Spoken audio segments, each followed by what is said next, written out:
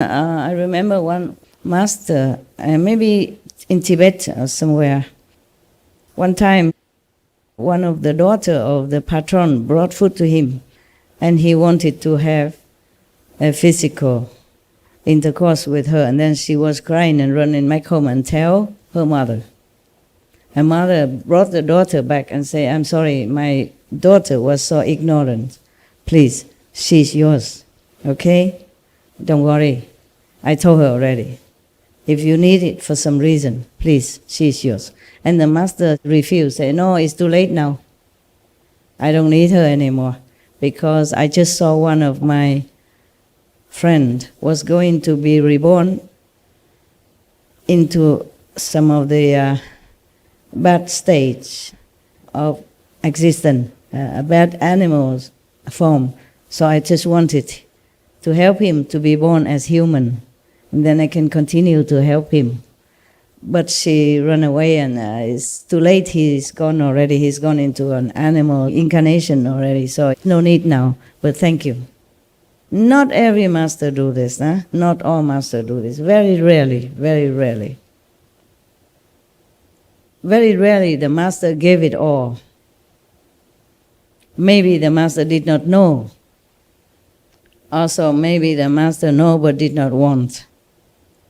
Many masters don't even want to teach students, or teach very few students, selected few, after observing for a long, long time, that they come and work for him and do some labor to earn merit, and then the master observe to see which one are more potential for the real thing, for the real initiation. So you can see the example of the master of Hui Neng.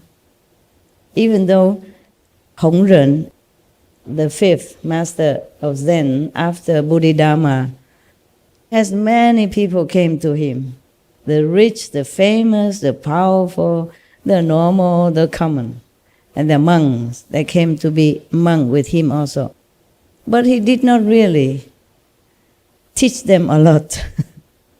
Maybe just to recite Buddha's name, bow to the statues, recite in morning and evening liturgy, the service, morning, evening service, for the ghosts and for all beings, to pray for all people.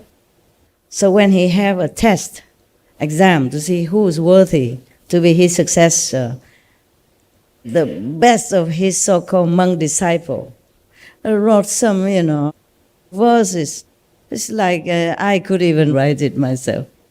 Very common, very classic, very safe, safe for stanzas. Until Hui Neng came, and then he wrote something else. He did not know how to write, how to read Chinese, because he came from Vietnam at that time. But he asked someone else to help him to write. And that is superior to anything that all disciple can ever imagine or can come up with. It's not what he wrote. It is truly he realized that. Because he is super enlightened already. He was enlightened already before he came to this master. But then this master, of course, gave him the official transmission of the Dharma, and he became complete enlightened then. Therefore, you can see what he wrote. I'm not trying to explain the Diamond Sutra here, so we skip that. I just want to tell you that his writing mirror what he realized inside. That's why Master Hong Ren gave him his chasa, the clothes and the begging bowl that has been left since the Bodhidharma for the successor. It's just a symbolic of successorship. It don't cost anything much. It's just a normal monk's robe, okay? And a normal monk begging bowl is not made of gold or diamond or anything that is so precious that somebody even chased Hui Neng afterward, trying to kill him to get these things. Many people want to kill him or to harm him for this monk's robe and for the begging bowl. Not because they are valuable. It's just they are a symbol of mastership, of the succeeded mastership. And they hated it when a Vietnamese just came not long ago and then left with the most treasure of China at that time. Even not many masters want to give disciple initiation.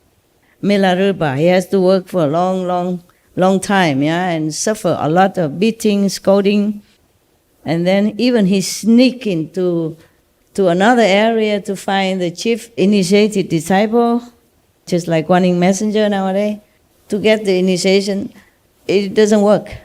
He has no experience, nothing, no light, no sound, because the original master Mahabharata did not allow it. It's not the chief disciple that gave initiation, it is the master who gave. Even the master is not there. Just like sometimes you get initiation here, I'm not there, but you still have experience. Meaning, in the old time, not many masters willing to take in a lot of disciples. Maybe followers, okay, you can come and go, clean the temple, to earn merit, repair the Buddha's altar, cooking for the assembly, all that kind of thing. But not the disciple. Because to give initiation means you have to shoulder that person's karma for life after lives after lives after lives, aeon after aeons, kalpas after kalpas. One person karma alone can cover up the whole sky. Buddha said that. Not to talk about his families, his friends, his loved ones, wives, and 5, 6, 7, 8, 9 generation, backward, forward. So not every master willing to suffer, or not many masters having enough power to cover all that. Therefore, not to talk about any other thing that is extraordinary, like offering his physical body or his spiritual energy through physical contact. I will tell you why later. The extra, okay? Remind me. If any master sacrifice at all, then through the body suffering, like, for example, Jesus, bless his soul, or Prophet Muhammad, peace be upon him, or Buddha even, he has to suffer. But not much is written, because Buddha is man. Men, they don't talk a lot about their suffering. Even if they almost cannot walk or raise, no problem, I'm okay. Yeah, macho, And they're just not used to it. They've just been taught to bear it all, to keep it to themselves, which is good. I don't do this stuff. I don't do this macho stuff.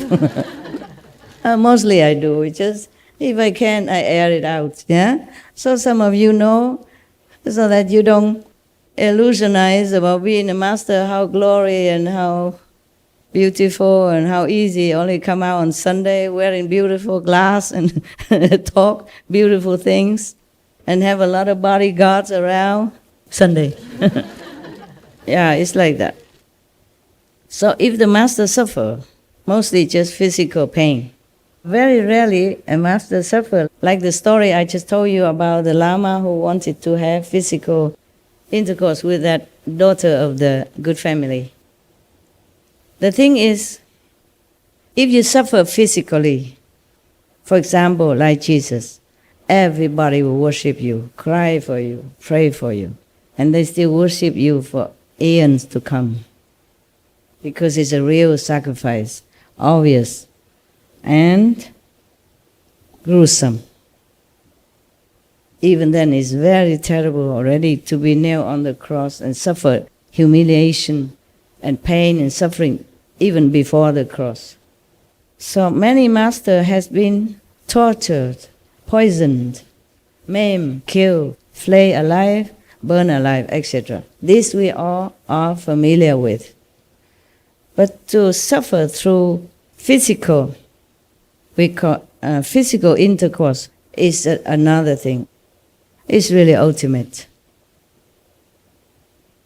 So you hardly hear any master do that, except the one I told you, that mentioned very little anyway. Many monks wouldn't like to hear that, wouldn't accept that.